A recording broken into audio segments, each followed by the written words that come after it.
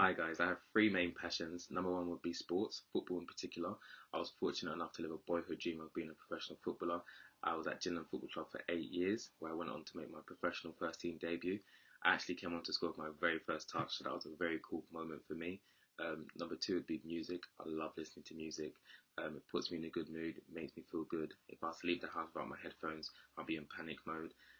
Number three would be reading self-development books.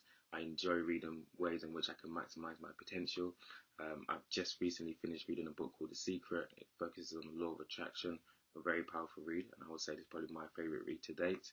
Um, One of my personality traits would be my ability to listen. I believe this is down to my emotional intelligence. I'm somebody that truly enjoys and genuinely cares about what other people have to say. And I believe this is important in sales as it allows you to truly understand what existing and potential clients' needs and wants are. And it also gives me a stronger chance of being able to help mitigate their problems by persuading them to invest in our products. Number two would be building relationships. I've been able to build positive, long-lasting relationships on a personal and professional level. Um, I believe that clients are not only investing in products and services, they're also investing in you.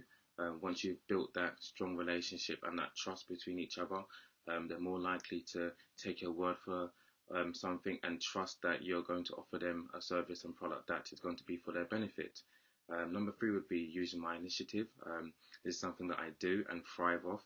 I'm somebody that likes to think outside of the box, be creative, and work hard to achieve these positive outcomes.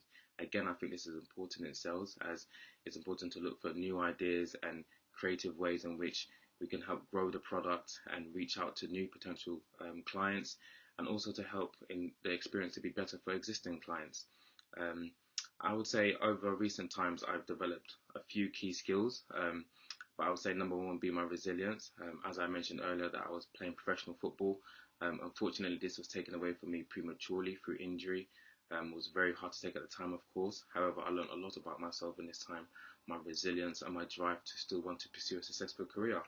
Returning to education and securing a first class degree, I think it's just an example of my resilience to achieve positive outcomes after experiencing such a major setback. And I've been able to use this resilience in other areas of my life to always have a positive attitude to things, irrespective of the circumstances.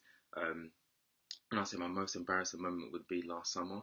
I was at a house party and I was in the garden and I wanted to go indoors. To go indoors, you had to go down 3 steps, walk a few yards, and walk through the glass doors. So I've actually jumped the 3 steps. My momentum's taken me forward through the doors that I thought were open. Of course, they weren't. So I just landed headfirst into the glass doors, fallen back onto the stairs. I ended up with a large lump on my forehead. Of course, everyone around is laughing at me, and my excuse is that the cleaner just did a very good job. So yeah, thanks guys.